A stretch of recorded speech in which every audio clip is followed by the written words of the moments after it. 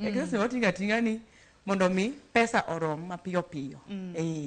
Wach machielo ma bende Kipchumba Murkomen na wacho ni nyamburko onego bed ni kete wang' dede en CCTV ei nyamburko. Dibed ni mano bende koro bro konye gayo masiche mag apaya. Nya konyo gayo masiche mag apaya to kod kuoma e gari. Ing'e neno geche mang'eny kaka na awuok Huruma, Juja Road.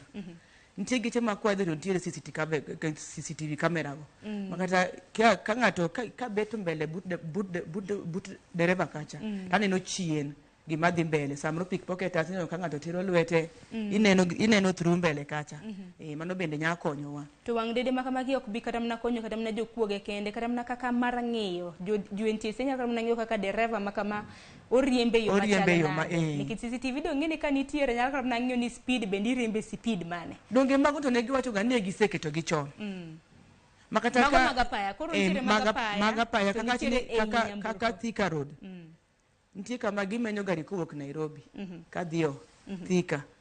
Koro nitie kama gichung'e along Thika Road kanyo ma kichopo to ne gisemenyi gi chon ni overspeed. Koro kichopo machiegni kodgi koro ka slow down koro nyiriembo koro in the normal speed to ne gisenene gi chon to giketi kando.